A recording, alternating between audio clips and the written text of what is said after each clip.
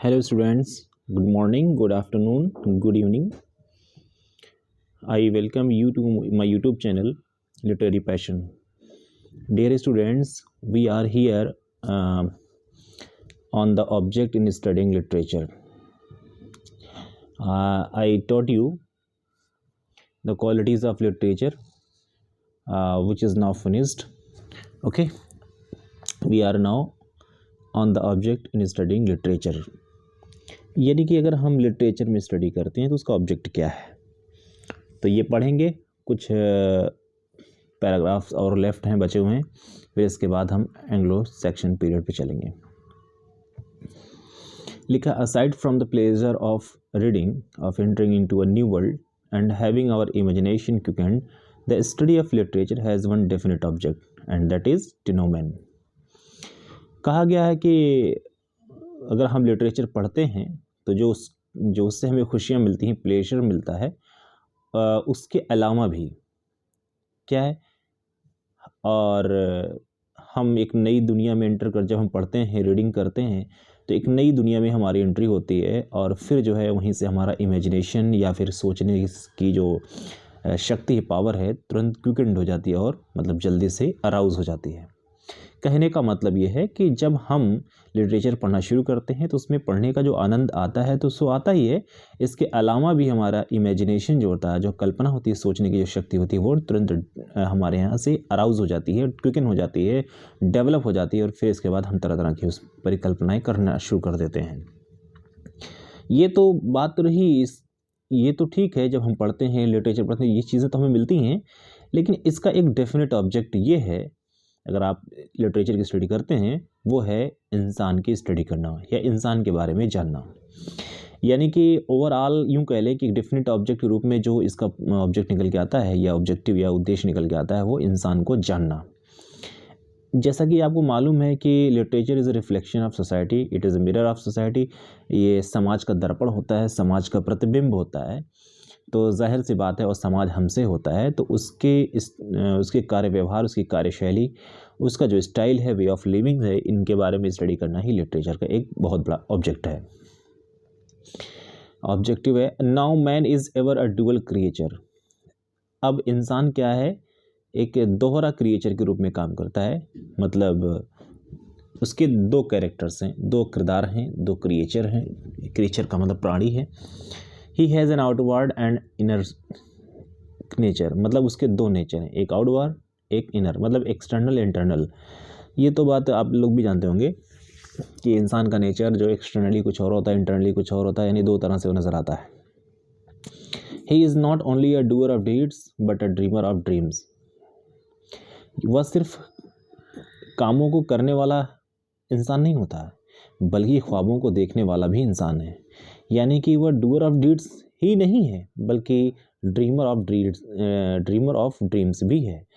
यानी कि ये कह लें कि इसमें दो बातें कही गई हैं। जब कार्य करेगा तो उसके बॉडी है, उसमें पार्टिसिपेट करती है, यानी कि हाथ पैर का चलना, मूवमेंट होना। लेकिन जब वो ड्रीम ख्वाब देखता है तो ख्वाब में क्या होता है, सिर्फ वो मेडिटेट करता है, उसके माइंड के जो ऑर्गन्स होते हैं वो फंक्शन करते हैं। And to know him the man of any age we must search deeper than his history. अगर हम किसी इंसान को जानना चाहें, स्पेशली किसी इंसान को, अगर उस इंसान को हम जानना चाहें, तो हमें हिस्ट्री से कहीं ज़्यादा उसकी गहराई में जाना पड़ेगा, क्योंकि history records his deeds, his outward acts largely, but every great act springs from an ideal, and to understand this we must read his literature, where we find his ideals recorded. कहा गया कि history उसके कार्यों को record करता है, उसके outward acts को, मतलब बाहरी जो वो हाथ पैर से जो भी काम करता है उसको जो दिखाई देता है उसे हिस्ट्री रिकॉर्ड कर लेता है। बट लेकिन हर ग्रेट एक्ट जो देखें उन कामों में, जो महान काम होता है, बड़ा कोई काम होता है, वो कहाँ से, स्प्रिंग्स फ्रॉम एन आइडियल, उसके अंदर एक आदर्श होता है, एक आइडियल होता है, एक उसका मतलब ये कह लें कि उसकी एक आइडियोलॉजी होती है जहाँ से वो कार्य करना शुरू करता है। तो उस चीज़ को समझना, अगर आप समझना चाहते हैं तो हमें लिटरेचर पढ़ना होगा। अभी आगे और अच्छे से लाइन है क्लियर हो जाएगी कि मतलब इन दोनों में क्या डिफरेंस है, लिटरेचर और हिस्ट्री में क्या डिफरेंस है। बेसिकली हिस्ट्री जो है वो सिर्फ इंसान के कार्य व्यवहार की स्टडी करता है, लेकिन लिटरेचर जो होता है वो उनकी लाइफ स्टाइल के बारे में स्टडी करता है। वो क्या सोचते हैं, वे उस समय में क्या सोचते थे, उनकी लाइफ स्टाइल क्या हुआ करती थी, और मतलब वो फिलोसफिकली जो है वो कैसे डेवलप किया, और किसी चीज़ को कैसे वो लेते थे, कैसे समझते थे, ये सारी चीज़ें उसमें हैं जो आइडियल से अराउज होती हैं। Where we find his ideals recorded, यानी कि हम लिटरेचर में उनके आइडियल्स को रिकॉर्ड पाते हैं। When we read a history of Anglo Saxon, for instance we learn that they were sea rovers, pirates, explorers, great eaters and drinkers, and we know something of their hovels and habits and the lands which they harried and plundered. यहाँ पर पहले कुछ historical events के बारे में बताया गया है कि अगर हम एंग्लो सैक्सन की हिस्ट्री के बारे में पढ़ें तो फॉर एग्जांपल हम क्या सीखते हैं कि वे क्या थे, सी रोवर्स थे, मतलब समुद्री लुटेरे थे। पायरेट्स में का मतलब भी समुद्री लुटेरा होता है। एक्सप्लोरर्स थे, एक्सप्लोरर का मतलब अन्वेषक जिसे कहते हैं, ये मतलब किसी चीज़ को ढूंढना, तलाशना। ग्रेट ईटर्स मतलब कह सकते हैं कि ईटर्स मतलब खाने वाले, जिसे शायद खाद्य संग्राहक भी कहते हैं। एंड ड्रिंकर्स, ड्रिंकर्स का मतलब होता है मतलब पीने वाले थे, चाहे वह शराब पीना हो या पानी पीना हो। तो इनके बारे में हम स्टडी करते हैं और यही पाते हैं। And we know something of their hovels and habits, उनकी कुछ आदतें भी हम उनसे सीखते हैं और जानते हैं। And the lands which they harried and plundered, और वो कुछ लैंड्स यानी कि भूमि, ज़मीन या किंगडम या राज्य, तो वे जिनको उन्होंने हैरी किया है। हैरी का मतलब होता है किसी एक पर्टिकुलर चीज़ पर डिमांड करना कि वो मतलब पूरी तरह से बेचारा टूट जाए। तो हैरी का मतलब यहाँ कह लें कि किसी चीज़ को टेक अवे कर लेना, ले लेना, उसको कहते हैं हैरिड। एंड प्लंडर्ड का मतलब होता है लूटना। बस यही चीज़ हम सीखते हैं उसमें। ऑल दैट इज़ इंटरेस्टिंग, वो सब कुछ जो इंटरेस्टिंग है, बड़ी रुचिकर बात यह है, ये सारी बातें रुचिकर है, but it does not tell us what most we want to know about these old ancestors of ours. मतलब वो चीज़ जो हम जानना चाहते हैं सही मायने में इन एंसेस्टर्स के बारे में, अपने एंसेस्टर के बारे में जानना चाहते हैं, वो ये नहीं है, not only what they did but what they thought. यानी हम सिर्फ इतना नहीं जानना चाहते हैं कि उन्होंने किया क्या था, बल्कि ये भी जानना चाहते हैं कि वे सोचते क्या थे, एंड फेल्ट, वे महसूस क्या करते थे, and how they looked on life and death, और वे ज़िंदगी और मौत के बारे में सोचते कैसे थे, या उनके देखने का नज़रिया कैसे हुआ करता था, ज़िंदगी को कैसे, किस रूप में लिया करते थे, मौत को किस रूप में लिया करते थे, किस हिसाब से वो समझते थे, कैसी उनकी दार्शनिक सोच हुआ करती थी। व्हाट दे लव्ड, और वे क्या पसंद करते थे। व्हाट दे फियर्ड, और वे किस चीज़ से डरते थे। And what they reverenced in God and man, और वे गॉड में क्या श्रद्धा रखते थे, एंड मैन, और इंसान में, इंसान और गॉड में क्या श्रद्धा रखते थे, किस तरह की श्रद्धा रखते थे, रेवरेंस, इनको किस तरह से आदर करते थे, गॉड की कैसी सत्ता वो मानते थे और इंसान की कैसी सत्ता मानते थे। तो ये क्या है, एक तरह से लाइफ स्टाइल है, जो कि लिटरेचर पढ़ने के बाद पता चलेगा। आपने इससे पहले देखा कि हिस्ट्री में आपको क्या पता चलता है कि वे सी रोवर्स थे, पायरेट्स, एक्सप्लोरर थे, ग्रेट ईटर्स, ड्रिंकर्स थे। ये सारी चीज़ें पता चलती हैं, उनके हैबिट्स के बारे में पता चलती हैं, उन्होंने कौन से किंगडम को लूटा, क्या लूटा, कौन सा खजाना लूटा, ये सारी चीज़ें आपको हिस्ट्री में पता चलती हैं। बट उनकी आइडियोलॉजी, उनके वे ऑफ थिंकिंग, और उनकी लाइफ स्टाइल, और उनकी जो है फिलोसफिकल थिंकिंग, इन सब के बारे में अगर जानना है तो we shall have to read literature. Okay, चलिए आगे चलते हैं। Then we turn from history to the literature. जब इन मुद्दों पर आते हैं तो हमें कहाँ टर्न होना पड़ता है, हिस्ट्री से फिर हमें लिटरेचर पे आना पड़ता है। विच दे देमसेल्फ प्रोड्यूस्ड, मतलब वो लिटरेचर किसने प्रोड्यूस किया, उन्हीं पायरेट्स ने, उन्हीं एक्सप्लोरर्स ने, उन्हीं लोगों ने जिसके बारे में हम स्टडी करते हैं। यानी कि एक तरफ तो उनकी एक्टिविटीज़ ये दर्शाती हैं, शो करती हैं कि वे हिस्टोरिकल इवेंट्स हैं, और दूसरी तरफ उनसे क्या चीज़ें इमर्ज होती हैं, वो आइडियोलॉजी इमर्ज होती है, जो कि हम लिटरेचर में पढ़ते हैं। And instantly we become acquainted, जब हम उन्हें पढ़ते हैं तब हमें पता चलता है कि उनकी लाइफ स्टाइल क्या हुआ करती थी, उनकी वे ऑफ थिंकिंग क्या हुआ करती थी। These hardy people were not simply fighters and फ्रीबूटर्स।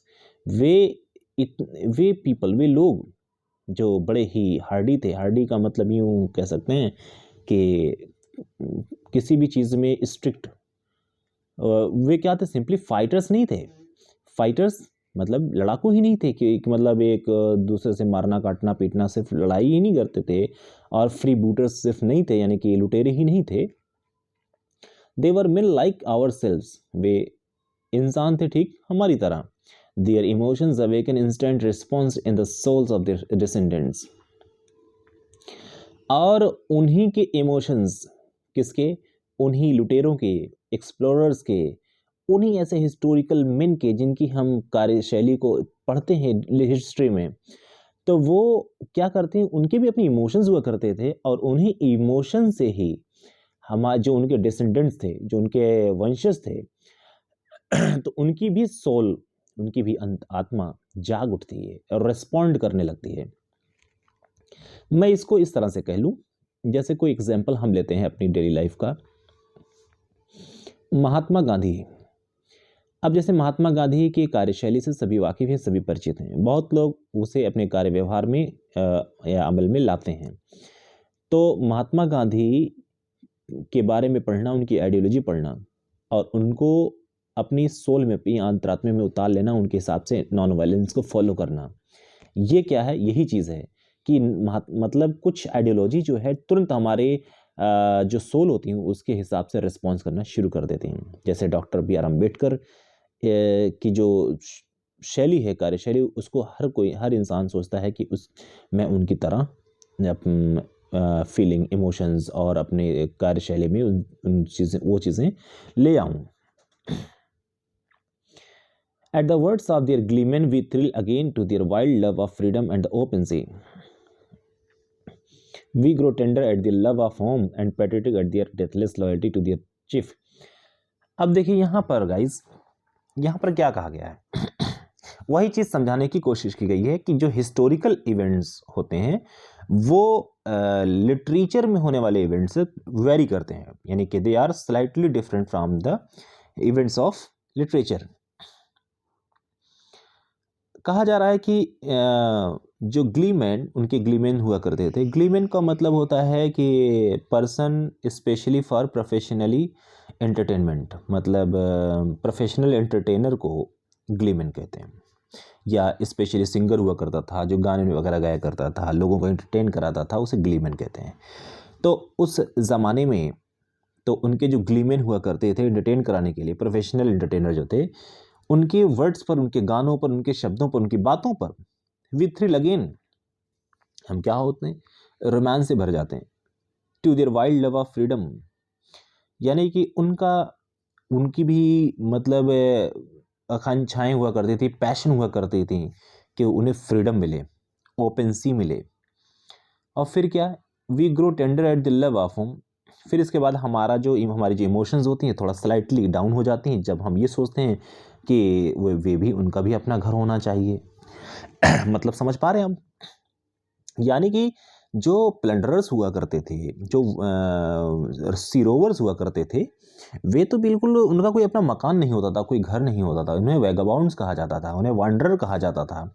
एक जगह से दूसरी जगह वो हमेशा जाते थे और मतलब उनका कोई अपना मकान या ठिकाना नहीं होता था, तो उन्हें वो आज़ादी शायद नहीं मिल पाती थी, कम से कम एटलीस्ट दिन में कहीं भी रहे, कम से कम रात में सुकून से घर पे तो आ जाएं। तो वो चाहते थे कि हमें भी बिल्कुल एक ऐसी लाइफ जो है जीने का मौका मिले जिससे हमारी ज़िंदगी पुरसकून हो, पर शायद उन्हें नहीं मिला। लगता है उस परिस्थितियों के हिसाब से, उन परिस्थितियों के हिसाब से वे अपनी जगह सेटल थे, सही थे। पर हमारी इमोशंस में जब हम ये उनके गाने को सुनते हैं, हमारी इमोशंस जाग उठती हैं, तो हम सोचते हैं कि वे लोग बेचारे ओपन सी में रहते थे, ओपन जगहों पर रहते थे, एक जगह से दूसरी जगह जाते थे, तो उनकी जो लाइफ स्टाइल थी हमसे डिफरेंट थी, तो रात में कैसे रहते थे। तो जब भी कभी हम ये सोचते हैं कि उनकी भी लव ऑफ होम, घर से प्रेम होगा, उनको अभी मन करता होगा कि घर में रहने का, तो तो हमारे जो इमोशंस है थोड़ा सा टेंडर हो जाते हैं, मतलब और नाजुक हो जाते हैं, और हम थोड़ा सा उनके लिए कंपैशनेट हो जाते हैं। And patriotic at their deathless loyalty to their chief. और फिर क्या है पैट्रियोटिक? पैट्रियोटिक का मतलब होता है जैसे हम देशभक्त हैं, देश से प्रेम करते हैं, अपनी जान भी कुर्बान करने को तैयार हो जाते हैं, मतलब ऐसी फीलिंग रखते हैं कि हम अपना डिवोशन दिखाएंगे। और लेकिन यहाँ पर किन चीज़ों पर क्या क्या सोच रहे हैं जिससे हमारे अंदर पैट्रियोटिक फीलिंग आ रही है? वो ये सोच रहे हैं कि जो उनके मुखिया हुआ करते थे, उन प्लेंडर्स या सीरोवर्स या उनके, तो उनकी मुखिया के प्रति उनकी जो लॉयल्टी हुआ करते थे, लॉयल्टी का मतलब वफादारी जो हुआ करती थी, वो मतलब अनबिलीवेबली कह सकते हैं कि डेथलेस हुआ करते थे। डेथलेस का मतलब होता है इमॉर्टल, यानी that should be cherished for long time. मतलब इमॉर्टली जो चेरिश किया जाता है उसे कहते हैं डेथलेस। तो जो उनकी लॉयल्टी, यानी जब तक वो मर नहीं जाते तब तक उनकी लॉयल्टी वो बरकरार रखते थे, वो ये उनका पैट्रियटिज्म हुआ करता था। और जब हम ये चीज़ सुनते हैं तो हमारे अंदर एक पैट्रियोटिक फीलिंग जाग उठती है। whom they choose for themselves and hoisted on their shields in symbol of his leadership। और फिर क्या करते थे वे सारे लोग, उन्हें चूज करते थे, मतलब क्या, एक उनके अपने शील्ड्स पे सिंबल लेते थे, उसे उस सिंबल को होइस्ट करते थे किस पे, अपने शील्ड्स पे। शील्ड्स का मतलब अपने कवच, अपने जो इनका कवच होता था, जो पहनते थे, आर्मर्स पहनते थे, उस पर वो इनका सिंबल होता था, यानी कि अपने लीडर का वो सिंबल होता था, उस सिंबल को पहनते थे, जो ये इस बात को इंगित करता है कि वे अपने मुखिया या चीफ, जो उनका जो लीडर होता था, उसके प्रति कितना वफादार रहे हैं। Once more we grow respectful in the presence of pure womanhood, or melancholy before the sorrows and problems of life, or humbly confident looking up to the God whom they dare to call the All-Father। एक बार फिर अगर हम देखें तो हमारे अंदर respectful feeling आती है जब हम ये देखते हैं कि एक वुमेनहुड, एकदम प्योर वुमेनहुड प्रेजेंट होती है। मतलब वुमेनहुड का मतलब होता है कि जैसे जो स्त्रीत्व जिसे हिंदी में कहते हैं, जब एक प्योर स्त्रीत्व, एक शुद्ध स्त्रीत्व प्रेजेंट होती है, प्रेजेंस उसका देखने को मिलता है, तो एक बार हम फिर रिस्पेक्टफुल हो जाते हैं। क्या मतलब है? जैसे ये कह दें कि उस वक्त, उस ज़माने में फीमेल को कोई टच नहीं करता था, फीमेल को मतलब बहुत रिस्पेक्ट मिलता था, यानी कि वो फीलिंग और इमोशंस नहीं आती थी जो आज के ज़माने में वहशी और दरिंदे फीलिंग रखते हैं। तो एक बार जब पढ़ेंगे तो आपके अंदर भी एक रिस्पेक्टफुल फीलिंग डेवलप होगी। हाँ, सोचेंगे कि जाहिर सी बात है कि उनकी आइडियोलॉजी और थिंकिंग पावर कितनी अच्छी थी, हमसे कहीं ना कहीं क्लासिकल लेवल पे थी। Are melancholy before the sorrows and problems of life. और हम अगर उनके बारे में पढ़ें तो हमारे अंदर भी जो फीलिंग आएगी मेलनकॉलिक होगी, यानी दुखदाई होगी। कब? जब हम पढ़ेंगे उनके दुखों के बारे में और उनकी ज़िंदगी की समस्याओं के बारे में, प्रॉब्लम्स के बारे में। And humbly confident looking up to the god. और हम लोग बड़े कॉन्फिडेंट भी महसूस करेंगे जब हम उनके गॉड के देखने का नज़रिया पढ़ेंगे, सुनेंगे, जिन्हें वे ऑल फादर के नाम से बुलाते हैं। ऑल फादर का मतलब होता है कि सर्वे सर्वा वही हैं। जैसे father of nation Gandhi ji हैं तो हमारे नेशन के फादर माने जाते हैं, वैसे गॉड को इन्होंने ऑल फादर कहा है। All these and many more intensely real emotions pass through our souls as we read the few shining fragments of verses that the jealous ages have left us।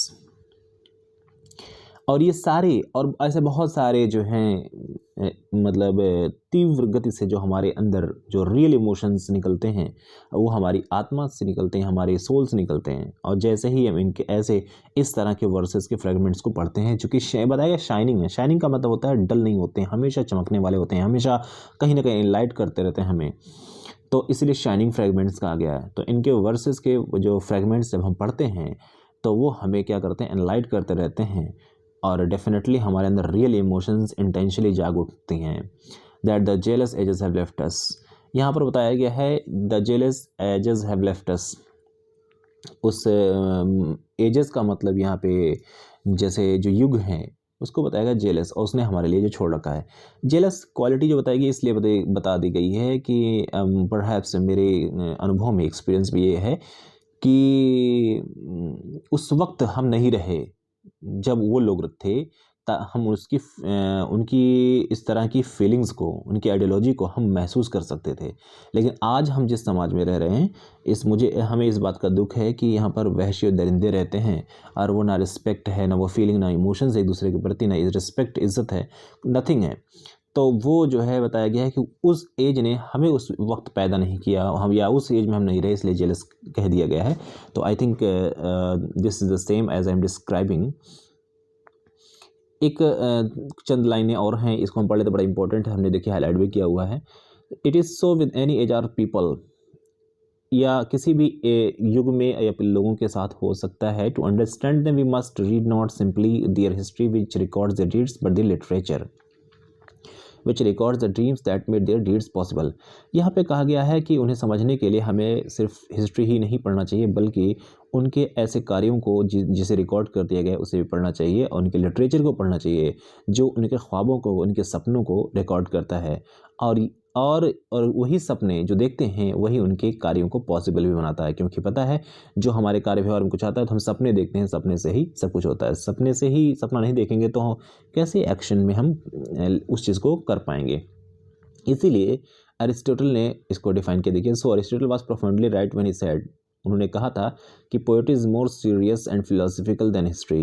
ये question अक्सर exam में पूछा जाता रहा है, ये ध्यान दीजिएगा, ये डेफिनेशन है। ये poetry is more serious, poetry ज़्यादा सीरियस है, एंड फिलोसफिकल भी है in comparison to history. Serious और फिलोसफिकल जो ये बताया गया है, ये तो मैं बता चुका हूँ, explain way of living, way of thinking, life style, ideology, ये सारी चीज़ें शामिल हैं सीरियसनेस और फिलोसफी में, जो कि हिस्ट्री में वो चीज़ें नहीं मिलती। हिस्ट्री में क्या मिलेंगे, बस डीड्स के रिकॉर्ड्स मिलेंगे और कुछ नहीं। दूसरा देखिए यहाँ पे एंड गोथ लिखा है, इसको गैटे भी पढ़ते हैं, अब अलग अलग वर्ड प्रोनाउंसिएशन है इसका, गैटे। और when he explain literature as the humanisation of the whole world, जब उन्होंने ये एक्सप्लेन किया कि लिटरेचर क्या है, humanisation of the whole world, पूरी दुनिया का क्या है, ह्यूमनाइज करना हुआ, यानी कि just to make like human beings, यानी इस दुनिया को इंसानियत के दायरे में बांधने जैसा है। जैसे एक इंसान की सोचने की क्षमता है, वे ऑफ थिंकिंग है, वे ऑफ लिविंग है, तो उस सांचे में या उस कह सकते हैं संरचना में ढालने के बराबर जैसा है। तो गाइज़ बस इतना बहुत है, क्योंकि वीडियो बहुत लंबी हो जाती है। And thank you for watching this video. See you again in the next video with the importance of literature as you are looking at the next heading. Thank you, till then, bye bye.